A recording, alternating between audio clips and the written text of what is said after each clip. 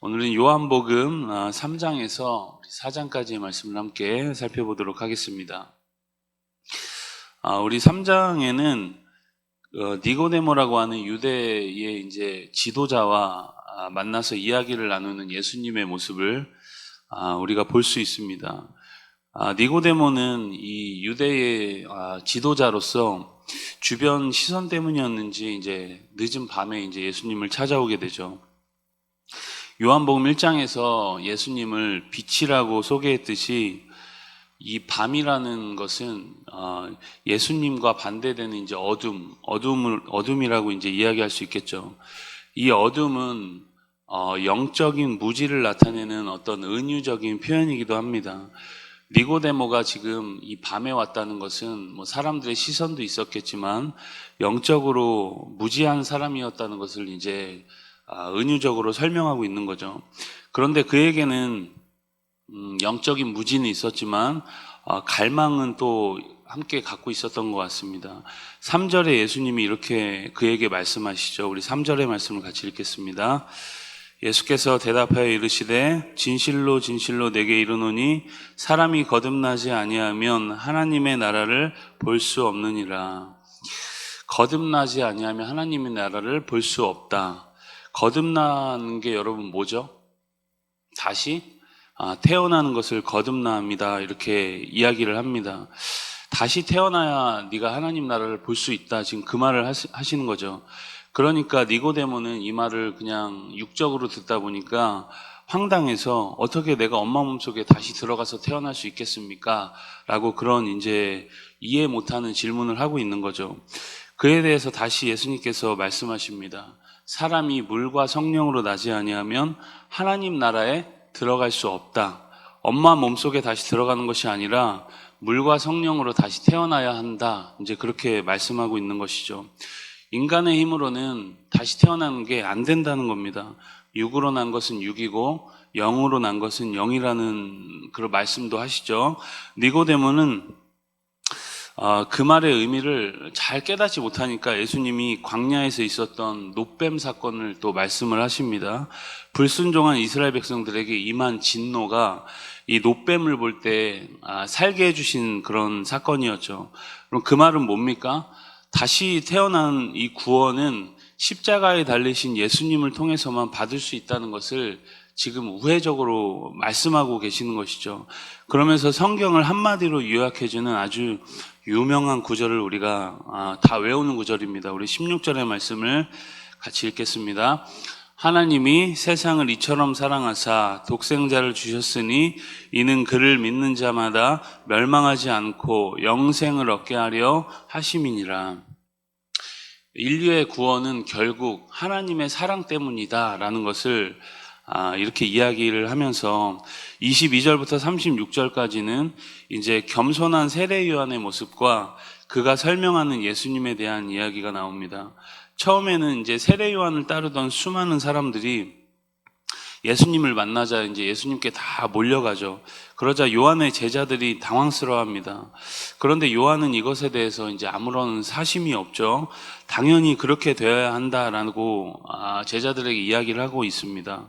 29절에서 30절 말씀도 우리 같이 함께 읽겠습니다. 신부를 취하는 자는 신랑이나 서서 신랑의 음성을 듣는 친구가 크게 기뻐하나니 나는 이러한 기쁨으로 충만하였노라. 그는 흥하여야 하겠고 나는 쇠하여야 하리라 하니라. 요한은 이제 사람들의 인기나 이 대중의 인기라는 우상에 속지 않습니다. 오직 그의 목적은 예수님의 오실 길을 준비하는 것이었죠. 그 목적에서 요한은 떠나지를 않습니다. 자신은 신랑의 음성을 듣는 친구다 이렇게 소개하는 거죠. 그는 흥하여야 하겠고 나는 쇠하여야 하리라. 여러분, 우리에게도 이러한 삶의 분명한 목적, 예수님만이 우리 삶을 통해 드러나길 소망하는 그런 목적이 분명히 있기를 간절히 소망합니다. 우리 4장으로 가셔서 예수님께서 이제 유대에서 사역을 마치시고 갈릴리로 이제 가십니다. 당시 여러분 우리 수요 성경 공부 때도 배웠듯이 유대인들은 이 사마리아를 절대 거쳐가지 않습니다. 사마리아 사람들을 굉장히 혐오했고 그 땅을 지나가는 것도 굉장히 있을 수 없는 일, 거룩함을 더럽히는 일로 여겼기 때문에 멀어도 사마리아를 통과해서 갈릴리로 가려면 이제 금방 갈 수 있지만 멀어도 사마리아를 절대 통과하지 않고 우회해서 이렇게 가죠. 그런데 예수님께서 오늘 말씀해 보니까 사마리아를 통과하여야 하겠는지라. 그러니까 예수님의 의지가 지금 그 말 속에 들어가 있는 거죠. 중요한 만남을 이 사마리아에 앞두고 계셨던 것입니다. 정오쯤이 되어서 이 사마리아의 수가라는 동네에 예수님이 도착을 하죠. 제자들과 함께. 야곱의 우물이 있는 그런 곳이었습니다. 목마르고 지치신 예수님이 우물가에 이제 털썩 주저앉으셨고 제자들은 이제 먹을 것을 사러 동네에 이제 들어간 상황입니다. 그때 한 사마리아 여인이 홀로 물을 길러 이제 우물가에 나오게 된 거죠. 그러니까 예수님과 독대를 하게 된 겁니다. 예수님은 이 여인에게 물 좀 달라 그렇게 이제 말씀을 하죠. 이 여인이 깜짝 놀랍니다. 당시로서는 이제 깜짝 놀랄 일이죠. 유대의 남성이 그것도 이 사마리아 사람인 자신 여인에게 상종하는 일은 당시로서는 있을 수 없었던 일이기 때문입니다. 그런데 예수님이 그녀에게 이제 이상한 말씀을 하시죠. 우리 4장 10절의 말씀을 같이 읽겠습니다. 예수께서 대답하여 이르시되 내가 만일 하나님의 선물과 또 내게 물 좀 달라 하는 이가 누군지 알았더라면 내가 그에게 구하였을 것이요 그가 생수를 내게 주었으리라. 지금 물 좀 달라 한 건 예수님이었는데 반대로 예수님 자신이 그녀에게 생수를 주겠다 그렇게 말씀합니다. 그 여인은 예수님의 말씀을 당연히 이해하지 못하죠. 물기를 지금 그릇도 없고 그냥 어디서 와가지고 우물가에 털썩 주저앉은 예수님이 물기를 그릇도 없으면서 무슨 물을 이 여인에게 주겠냐는 거죠. 그러면서 당신이 야곱보다 큽니까? 막 이러면서 예수님의 말씀을 이해 못하고 지금 다른 말을 서로 이제 하고 있는 것 같습니다. 그때 예수님이 이 물이 무엇이고 이 물을 마시면 어떻게 되는지 13절, 14절에서 이제 설명을 하고 계시죠. 다시는 목마르지 않는 생수다라는 겁니다. 이 여인은 마침 잘 됐죠. 안 그래도 눈치 보여가지고 물 길러 오는 게 매일 힘들었는데 그런 물을 좀 자신에게 달라는 겁니다. 그런데 예수님은 지금 육적인 목마름에 대한 이야기가 아니라 이 여인의 어떤 존재적인 목마름, 영혼의 목마름을 건들고 계신 것이죠. 이후에 예수님은 이 여인에게 남편을 데려오라 그렇게 말씀합니다. 그런데 이 여인은 지금 남편이 5이나 있었고 지금 있는 남편도 네 남편이 아니다라는 거죠. 수요 성경 공부 때 우리가 배운 것처럼 이 여인의 남편이 다 뭐 차례로 죽은 것인지 남편들에게 그동안 뭐 버림을 받아서 이런 기구한 운명을 살아가고 있는 것인지 우리가 정확하게 알 도리는 없습니다. 우리가 추측을 할 뿐이죠. 분명한 건 이 여인의 삶이 참 기구하고 참 괴롭다는 것입니다. 목마른 인생일 수밖에 없는 거죠. 여러분 인생에 자꾸 말도 안 되는 일이 자꾸 반복해서 벌어지면 어떻습니까? 어떠세요, 여러분? 괴롭죠. 하나님이 원망스럽습니다. 인생이 참 힘들고 고통스러운 것이죠. 목마름으로 우리가 표현하면 딱 맞는 것 같습니다. 평범하게 사는 게 때로는 사치처럼 느껴질 만큼 참 힘들죠. 예수님이 이 여인의 진정한 목마름의 근원을 딱 건드시고 자신을 이제 생수로 소개합니다. 여러분 목말라야 물을 먹겠죠. 너의 목마름의 진짜 근원은 생수의 근원이신 구원자를 만나지 못했기 때문이다 라는 겁니다. 이 여인은 예수님이 자신의 사정을 다 알고 있는 것을 보고 깜짝 놀라서 당신은 선지자입니다 이렇게 고백을 하죠. 그러면서 갑자기 예배에 대한 이제 질문을 합니다. 좀 어색하죠? 뭔가 그러나 갑자기 그리스도를 만나니까 이제 세상적인 것들에 대한 관심에서 영적인 것에 대한 이제 근본적인 질문이 생겨난 것 같습니다.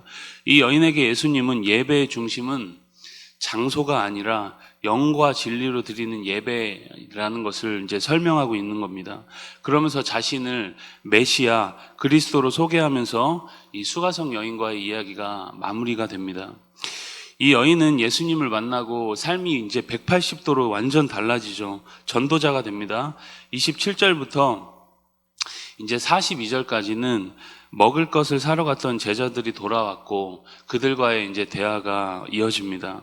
43절로 54절까지는 이제 왕의 신하의 아들을 고친 사건이 나오죠. 예수님이 갈릴리에서 이루신 이제 두 번째 표적이라고 말씀하고 있습니다. 여러분, 오늘날에는 왜 이렇게 기적이 일어나지 않냐?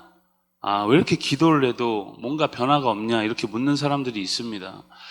여러분, 하나님께서는 아무 이유 없이 기적을 막 일으키는 분이 아닙니다. 그건 여러분 마술사들이나 하는 일이죠.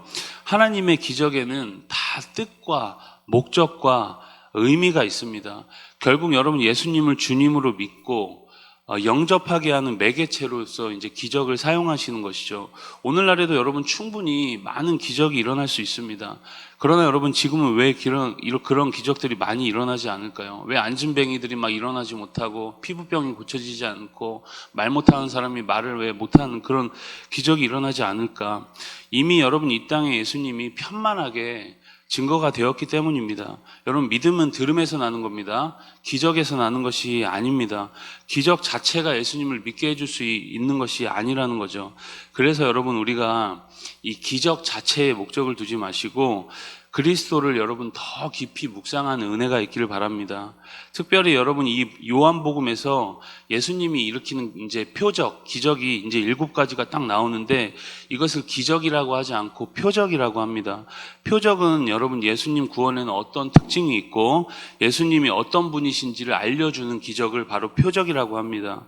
여러분, 오늘 우리가 이 기적에 우리의 시선을 두지 마시고 예수님 자체가 우리 삶의 기적이다, 우리를 위해 죽으시고 다시 살아난 것이 기적이다라는 것을 믿으시면서 그 예수님으로 인해서 오늘도 다 담대함 가운데 승리하는 은혜가 있기를 주님의 이름으로 축복합니다.